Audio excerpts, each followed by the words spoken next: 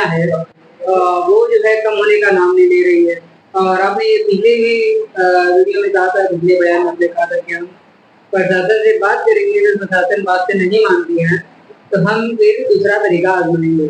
इसको लेकर अब किस तरह की प्रशासन से बात हुई कि नहीं, क्या इस समय माहौल चल रहा है? नमस्कार, मेरा नाम अशोक सेठ है और इस समय जो माहौल चल रहा है ई रिक्शा वालों के लिए, तो अभी तो ये शुरुआत है और कहीं ना कहीं हमारे ई रिक्शा चालकों में भय जैसा माहौल है कि अभी तो पिछले दिनों ई रिक्शा चालक गंगा नदी में कूद के छलांग में लगा के आत्महत्या कर लिया और अन्य जगहों पे ऐसी ऐसी चीजें मिल रही हैं। तो प्रशासन को भी सोचना चाहिए, जो हमारे ई रिक्शा चालकों को रूट दिए हैं, रूट में संशोधन करें और ये 4 जोन को 2 जोन में करें। मैं लगातार पिछले बार भी कहा और अभी भी कह रहा हूं कि अगर प्रशासन ई रिक्शा चालकों के साथ में चल के काम करेगी तो जो उनकी समस्याओं को भी हल करना पड़ेगा। तो मैं प्रशासन से यही कहना चाहता हूं कि जो 4 जोन है उसको 2 जोन में कीजिए और पड़ाव वालों को कहीं ना कहीं मैदागिन से जोड़िए, भोजूबीर पांडेपुर वालों को कहीं ना कहीं मैदागिन या बेनिया दीजिए। ऐसे अगर प्रशासन काम करेगी तो हमारे ई रिक्शा चालकों का हित होगा। और जो आने वाले दिनों में, अभी तो पिछले दिनों कोई गंगा नदी में कूद के कोई आत्महत्या कर लिया और अभी तो आने वाले दिनों में और स्थिति भयावह होने वाली है ई रिक्शा चालकों के लिए। अब आत्महत्या जैसी चीजें होंगी और चोरी जैसी चीजें होंगी, तो ऐसे बहुत सी चीजें होंगी, बहुत से कामें होंगे जिसका जिम्मेदार सिर्फ प्रशासन होगा, शासन होगा। नहीं, परवीन काशी जी तो अच्छे व्यक्ति हैं, मैं उनका सम्मान करता हूं और वो हम ई रिक्शा चालकों के लिए लड़ रहे हैं, बाहर से आके लड़ रहे हैं। तो बाहर और भीतर की बात नहीं, हमारे चालकों की समस्या को वो उठा रहे हैं।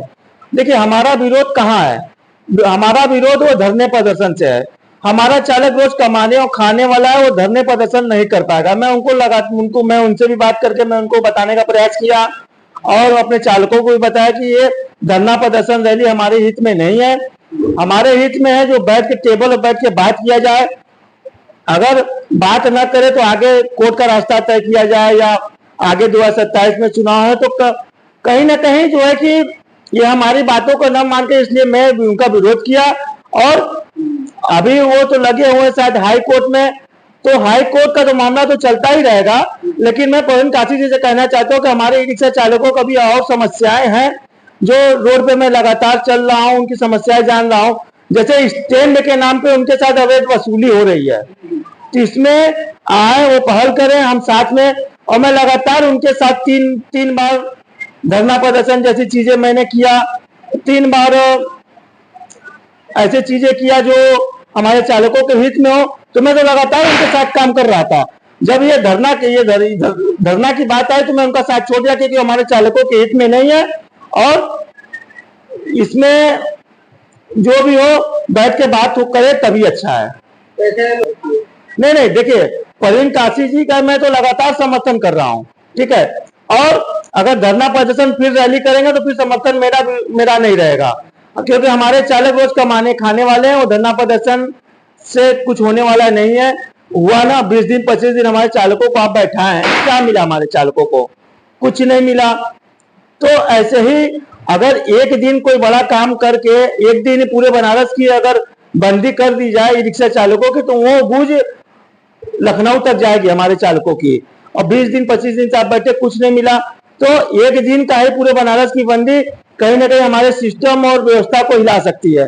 तो ऐसे परवीन काशी जी अगर काम करेंगे तो मैं उनका समर्थन करूंगा और मैं कहीं ना कहीं मैं काम करना चाहता हूं। देखिए चालक के हित में जो नेता काम करेगा उसको मेरा समर्थन है, चाहे बड़ी पार्टी हो या छोटी पार्टी हो। और आप काम कीजिए, मैं आपके साथ हूं, लेकिन धरना प्रदर्शन आप मत कीजिए। और दूसरी चीज ये है कि जो अभी शहर के हर चौराहे पे जो अवैध वसूली हमारे चालकों के साथ हो रही है, प्रशासन को इसको कहीं ना कहीं देखना चाहिए। तो वसूली हो स्टैंड पे हो, हमारा चालक अगर उसकी कोई व्यवस्था सिस्टम उसको दिया जाए तो हमारे चालक 10 की जगह 20 देंगे। तो ऐसे अगर प्रशासन अगर स्टैंड बना के उनको दे दे और 10 की जगह 20 ले, हमारा चालक देगा। अगर ये दौड़ा दौड़ा कर चाबी छीन के पंचर करके या मार पीट के वसूली करेंगे तो मैं तो हर बार बोलूंगा, हमेशा बोलूंगा, जब तक हमारे चालकों का समस्या का समाधान नहीं होगा मैं लगातार बोलूंगा। किस बिना पर पर्ची काटते हैं, मतलब सुविधा नहीं है तो पर्ची काट रहे हैं? नहीं नहीं, इसमें देखिए ये गिरोह बना हुआ है, ये बहुत बड़ा गिरोह है और ये गिरोह जो है कि कहीं ना कहीं यूनियन के लोग हैं जो पहले से अपने आप को जिला अध्यक्ष बोलते रहते हैं, उनकी साठगांठ है।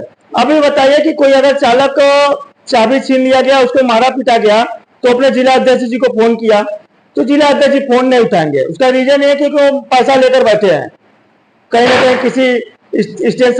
किसी ठेकेदारों से या किसी स्टैंड संचालकों से। तो जिला अध्यक्ष ऐसे नहीं किया जाता। आप जिला अध्यक्ष हो, आपका पद सम्मानजनक है, तो आप अगर हमारे चालकों के साथ ऐसे काम करोगे तो आप जिला अध्यक्ष बनने लायक नहीं हो। हमारा चालक का कहीं शोषण हो रहा, आप फोन उठाओ, अगर उसको आपकी जरूरत है तो आप उसका काम करो। ये नहीं कि खाली अपने आप को मैं जिला अध्यक्ष हूँ, ऐसे नहीं होगा। आप काम करो।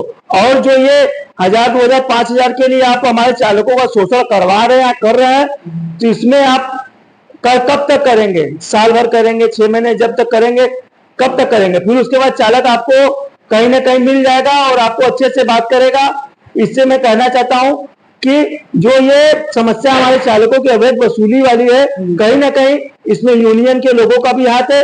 इसलिए भाई ठेका लेने वाला तो भाई ठेका लेगा तो अपना वसूली करवाएगा ही। तो मैं उनसे भी कहना चाहता हूं कि अपनी वसूली आप करवाइए, लेकिन एक हमारे चालकों को सम्मानजनक कीजिए जिसमें हमारे चालकों का नुकसान न हो, उनको रोज कमाने खाने में दिक्कत न हो। अगर इस तरह आप काम करेंगे तो आपका भी कमाई होगा, हमारे चालकों का आप पे भी विश्वास भी होगा। ऐसे में तो सेठ जी, अगला कदम आपका क्या रहेगा? क्योंकि बराबर तो आप कहते हैं कि प्रशासन बात करे, लेकिन प्रशासन बात करने को या रास्ता निकालने को तैयारी नहीं है, तो अगला कदम क्या होगा? नहीं, मैं तो लगातार अभी पिछले दिनों में 2 बार 3 बार लोगों का जो संयुक्त यूनियन की टीम में मैं उनको बैठवाया और ये लोग बैठ के बात किए कि हमारे 25,000 चालकों का कैसे हित हो, कैसे उनको व्यवस्था मिले। भाई जिसको पीला बारकोड मिल गया उनको समस्याएं नहीं है, क्योंकि उनको अपना जीवन यापन कर सकते हैं। लेकिन समस्याएं हमारे लाल बारकोड वाले को है, हरा बारकोड वाले को है और नीला बारकोड वाले को। तो उनको कैसे समस्याएं का समाधान कर सके, इसलिए मैं यूनियन के सारे पदाधिकारियों को, संयुक्त यूनियन को पिछले दिनों 2 बार बैठाया और कहीं ना कहीं बैठाने के बाद इन सभी लोगों को बैठाकर इसमें सामंजस्य बैठाया कि हमारे 26,000 ई रिक्शा चालकों के साथ ये समस्या का समाधान आप लोग कैसे करवा सकते हैं। और आगे हम लोग की रणनीति 4 से 5 तारीख तक ये त्योहार के बाद आगे हम लोग को मिलेंगे बड़े अधिकारियों से, अपनी मांगों को रखेंगे, उनका समस्या का समाधान कैसे हो उसको करवाने का प्रयास करेंगे। हम लगे हुए हैं और जब तक आपका समस्या का समाधान नहीं हो जाएगा तब तक लड़ते रहेंगे और जीतेंगे। नहीं, हमारे पास सैकड़ों चालकों का फोन आया। अभी कल ही रात में एक चालक फोन किया, भैया यहाँ लंका थाने पे मेरी गाड़ी पकड़ा गई। तो मैंने कहा ठीक है, तो कहाँ गए थे? तो बोले कि अलग जोन में चले गए थे। क्यों गए थे? मरीज लेकर गए थे। तो हमने बोला कि भाई ठीक है तो बात कराइए। तो मैंने बात पूरा करा भाई, तो भाई अपने लोग है, अपना हमारा चालक है और उनके साथ कोई ऐसा समस्या ना हो। मैं उनसे बात किया, थाना अध्यक्ष साहब से मैंने बात किया और उनकी गाड़ियों को मैं छुड़वाया। और लगातार हमारे चालकों के साथ रोहनिया के चालक हैं, जनसा के चालक हैं, लोता के चालक हैं, मड़ुआरी उस पार के चालक हैं। सबसे अधिक मड़ुआरी उस पार के चालक फोन कर रहे हैं और पड़ाव वाले चालक अधिक परेशान है, उनको फोन लगातार हमें कर रहे हैं। और कहीं ना कहीं मैं लगा हुआ हूँ, मैं बैठा नहीं हुआ हूँ। और जैसे सभी लोग कुछ व्यवस्था करने के लिए लगे चालकों की, मैं भी लगा हुआ हूँ। अभी मैं सुबह ही एक चालक हमें मिला वहां पे इनिशियल लाइन पे, बताने लगा कि भैया कि अभी 10 रुपए जबरदस्ती काट रहे हैं, अभी मैं बोनी नहीं किया। मैं उनको समझाया कि भाई अभी देख लीजिए, अभी उनका बोनी नहीं हुआ है, आप दोपहर में ले लीजिएगा। तो मैं समझाया तो अपना समझ के वो चले गए। तो मैं इस प्रकार काम करता हूँ। मैं रैली धरना प्रदर्शन करने वाला नहीं हूँ कि आप मैं 100, 150, 500 चालकों को ले जाऊं, एक जगह बैठ जाओ 20-20 दिन, उसमें कुछ होने वाला नहीं है। और कुछ नहीं हुआ तो हम चले जाए इलाहाबाद, कानपुर, लखनऊ, तो ऐसे नहीं होगा। मैं बनारस का नागरिक हूँ और बनारस में जो होगा मैं करूंगा, जो हमारे चालकों के हित में हो वो मैं करूंगा। मैं ऐसे काम करता हूँ। आपसे बहुत बात करें, बहुत अच्छा लगा।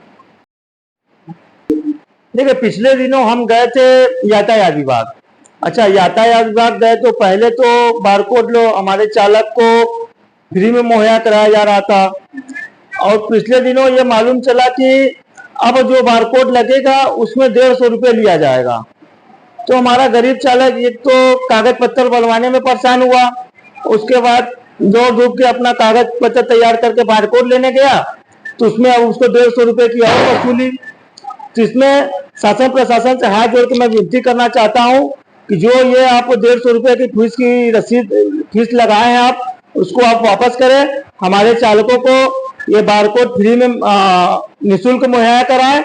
और पिछले दिनों मेरे सामने ही बात है, संयुक्त यूनियन की मीटिंग में जो है कि एसपी ट्रैफिक साहब ने कहा था कि जैसे ई रिक्शा वालों के लिए बारकोड लगाया गया है, वैसे इलेक्ट्रिक जो ईवी ऑटो है उसमें भी बारकोड लगेगा।